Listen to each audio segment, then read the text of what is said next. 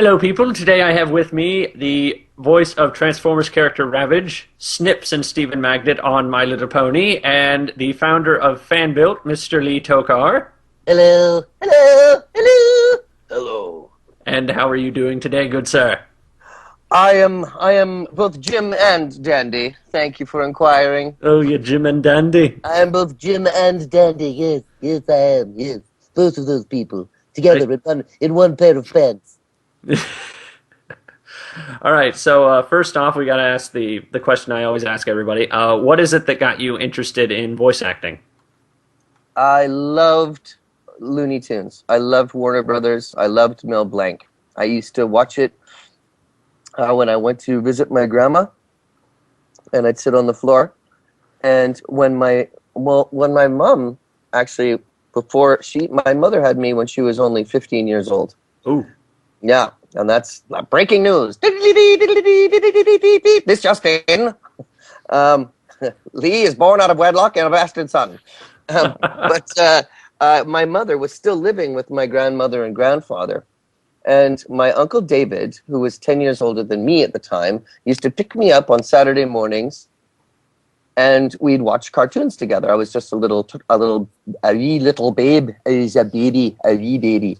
And one Saturday morning, he took me out of the crib, and it was in the dark, and he took me into the living room. But on the way out of the bedroom, he accidentally hit my head against the frame of the door, and I cried and cried and cried. And I think the anticipation of knowing that I was about to see a cartoon and then had this pain somehow ingrained it in me that there was something important about to happen, and it just got drilled into my head literally.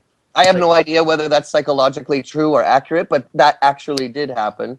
And so yeah, and then I remember walking down Bernard Avenue with my mom, and I said, I want to grow up to be a cartoon one day, because I used to love watching Mel Blanc making all of his silly voices. And when I found out that it was one guy and all those voices doing it with June Foray, I was absolutely beside myself. I thought that one person can make all those funny sounds come out of one mouth, and I was hooked. I was hooked even as a little boy. I knew that's what I wanted to do. I knew. I'm just imagining like the first time you saw a cartoon, like in 2001, when like the two rows of light like come at the guy, just like that freaky music. Yeah, except it would have been in 1972, 1971. And that's how old I am. Yes, that's how old I am. What was it like when you got your first voice acting gig? It was terrible. What happened? I was on the phone patch with Wally Burr, who was my first gig was playing a warrior on Conan the Destroyer, and as everybody now knows, I don't see very well during the daylight. I see very good at night, but not during the day. And this particular warrior was fighting a dragon, and the last line of my episode was that the dragon had blinded me, and so I had to scream, "I am blind!" over and over.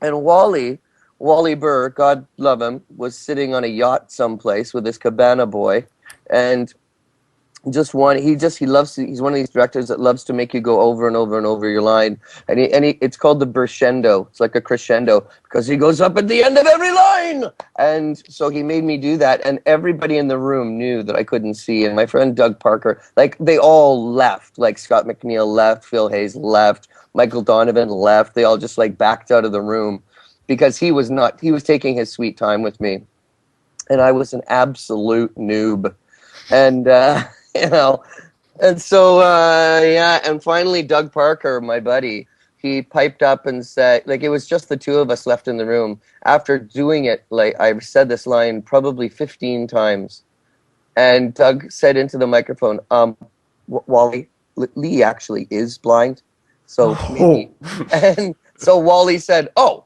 okay, well, you know what, that last one was good. So it was really trial by fire. And I looked at Doug halfway through this hell session, and I'm like, is this what it's like all the time? is it this soul crushing? So it was trial by fire, and my lifelong ambition and dream of becoming a cartoon voice culminated in my very first session, absolutely crushing my spirit. So it was really like trial by stone, trial by stone. So that was a Dark Crystal reference, Skeksis. And I was like, what has been some of your favorite characters or like to play like in your past? Well, I loved playing Yakety Yak, and I know, Chris, you were saying that you're a Yakety fan, and I love playing Yakety. And I also love playing George of the Jungle, which is me, but dumber. I always say it. And right now, and aside from Dr. Frogg from the League of Super Evil, whom I love, and Pronto, the Magnificent from Slugterra, which is on right now on the Disney Channel. Check it out. I'm wonderful. Uh, aside from that, there is a new character that I'm playing. Well, there's two that I'm playing right now. One is a gull, which is a gullible seagull in Endangered Species, which is coming out in the fall from which is a Disney and Nerdcore co-production, and that's one of the funniest cartoons I've been in. It's really old-fashioned Warner Brothers slapstick stuff. But the other character that I'm playing is probably one of my very favorites, which I'm playing. It's Kate and Mim Mim, and I play Mim Mim, who is it's kind of a preschool, but skews a little older because it's the humor is so funny. And Mim Mim, Kate is this sweet little innocent, beautiful little girl with pigtails, and she has her little stuffed bunny. And when they spin around, they travel to the land of Mimiloo, and I become her 10-foot tall fuzzy bunny. And the voice I use is like, this is like, okay, this is wonderful. I can't believe it. Can you explain that to me again? Sorry. And it's Yakety Yak and George of the Jungle, both of those voices together in one body. And it just rested there, and it became something even more than that. It's transgressed. It's more transgressed. No, it's transmogrified. It's trans something. It's trans something or other. It's transient. I don't know. Transient. It's slightly translucent, which means you can almost see through it. Anyway, no, I don't. But it's really fun, and the show itself is very colorful, very sweet, and very. There's some really poignant, almost like sad moments in it. And it's so wonderful to be able to explore in a show that's designed for kids, like little kids, to explore a range of emotion like that, to be both exuberant and silly and fun and sad and vulnerable and sweet. And I love it. And they said that if this doesn't get me an Emmy, then nothing will. So they're putting me forward for an Emmy for it. And you said it's a little kid show, or it kind of skews towards preschool, but it's not. I mean, there's something the animation. Scott Stewart, the show director, and Julie, his wife, they're both working on the show together, and it's their pet project. It's based on the one of their children, Kate. So their heart is in it, love it, and that really comes across. Like it looks funny, like the character designs are hilarious. The stuff that they do is visually hilarious. The writing is really good. So although ostensibly it's for children, like preschool, everybody that has seen it loves it. It skews older, like even like the upwards to like 12, 14-year-old boys even like it. Well, yeah, I've always thought with cartoons, there's never really been a cutoff for when you can't enjoy cartoons. Other than like Teletubbies and stuff like that. Oh, right. Which is not a cartoon, but it does skew definitely to that demographic, but it just does not have the same appeal, cross-demographic appeal. Right. Yeah.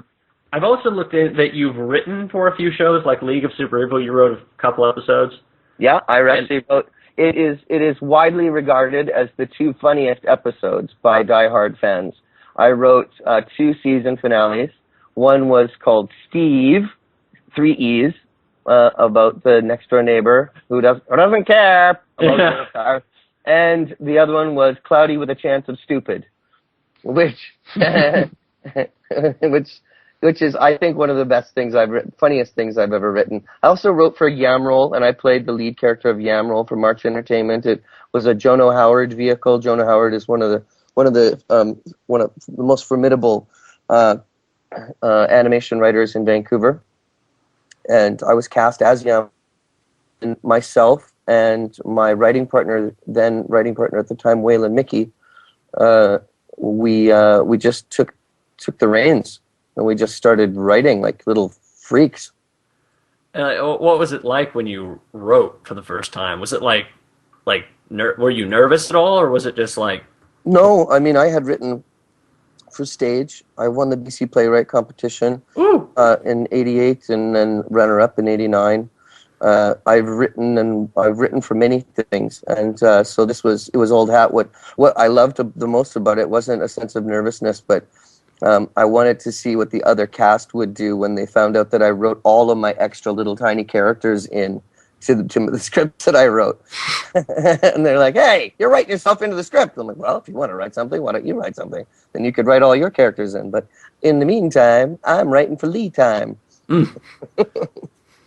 And curious, when as I've said, you're Snips and Stephen Magnet, and you're a couple other characters on MLP. I am. And what was it like when you first heard about the Brony community? Well, I've been asked this a couple of times, many times actually. It's a staple question, but the answer is always varying degrees of this. I couldn't believe it. I did not realize what it was until I was in New York, and I followed Tara Strong into the auditorium, and was blown over by the sheer volume and of this deafening human cacophony, this one sound, and I knew it was not for me. It was for Tara. It was for Tara, and I said to her later, I was like, "Is that what's happening here? What's going on?" And she just gave me that sort of, oh, you're so new, and she tried to brush me off a little bit on stage because she likes to take the stage, and I love her for it. She's great, but I was new, and so she cut me off once in front of everybody, and it was obvious, and I turned my chair directly to her and I said, Tara, please, we must stop with this sexual tension in front of everybody. And from then on, I got nothing but smiles from her. So it was great. She's just so sweet. But she's such a performer and a consummate. She really gives herself over to the crowd, which is amazing. And you can't fight that tide. You can't do it. All you can do is ride it with her and just try your best to stay floating, with your head above the water. So I had to bring sex into the conversation, and I think we had an understanding at that point. Plus, she's a good Canadian girl, and I know it. She's from Toronto, so she doesn't. I don't think she likes to admit it, but she knows. She knows. You could bring the Canadian out of Canada, but you can't get the Canadian out of the Canadian. All right, and for the final question, can you give a brief explanation as to what fan-built is for people who may not know? Producers looking for artists looking for other artists and productions. It's a place where people can come together and find each other, and we're still coding, we're still going. As of April 1st last year, so it's April, May, June. So we're about 15 months from the very first time that we took our content back and redeveloped everything from our old server and started from scratch. So it's a place where what we're trying to do with our coding is find a way for artists to sign up, start their profile, and then tick one of the several 20, I think there's 25 or 26 boxes of all the different kinds of artistic disciplines. including producer and stuff like that. And then when producers come and look for people that have your discipline, they just tick the same box and say search, and they'll find pages of people just like you. And if you're looking for a production, then we've got our forums there, and we're almost finished our introductory video as to how to use Google Hangouts. We've decided to use Google Hangouts, and then we're going to have a quick jump key to Skype, but we're going to use Google Hangouts because we think it's the wave of the future. So people can jump right from our website onto Google Hangouts, and it'll still look like the fan-built branding. So we've got that, and then you could jump right back. So you could share files, create content, and then what I'm going to do after that, we're in talks with Apple TV and some carriers, and we're going to have a 24-hour stream of all that's gonna just upload content pulled right from our website that everybody uploads under their own profile. So little shorts and little, cartoons and snippets and photographs and little bits of music. And then we're going to make our podcast. And our podcast, we're working with Animagic out of Mexico, David Calderon, and his business partner, Ivan. And they've got a satellite community of about 12 students who came up here to Vancouver and went to Vancouver Film School, aced everything, went back to Mexico, and they now work for me. So they work for Fanbuilt, and we're just about finished putting the broadcasting package together for the podcast, and it looks amazing. It's like this gyroscope, twisting animated gyroscope with like cameras and light tables and microphones and TV screens and stuff, and it's like a perpetual motion machine sort of thing with the Fanbuilt logo dead in the center. And it's going to be at the beginning and end, and all of the 9 different segments that we have in our 11-minute podcast that's coming up. One's going to be Convention Connection, what's going on in the world, Artist of the Week, and things like that. So we're really excited. So that's the whole thing in a nutshell. Artists looking for artists, producers looking for artists, artists looking for productions, productions looking for artists. It's a community. We still haven't launched. We're not going to launch until we're really ready. And I'm really busy doing some other stuff too. I've got like three different productions on the go, including a movie and including a children's book. So if you don't know by now, you can go to the Grimm Vlogs, GYMVLOGS, number 1 to 11, and it starts to get interesting around vlog number 6. I start to make them shorter, but so I'm working on a movie, The Grim Possession of Chesterfield Couch, and Billy Brainrain. The Billy Brainrain series is my kids' books, and this, which is Fanbuilt.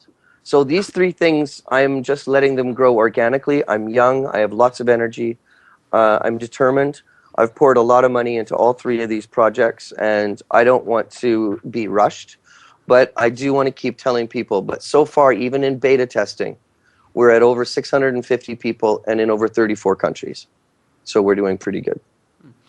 I thank you so much for letting me interview you, sir. Oh, it's been my pleasure. And really. Is there any advice you can give to aspiring voice actors or creators in general? Yeah. Do what you do out of love. Do it out of passion. Do it because you want to give an experience to the world. Don't do it because you want the world to notice you. All right, and thank you so much. Thank you so much. You guys are a delight. Hey.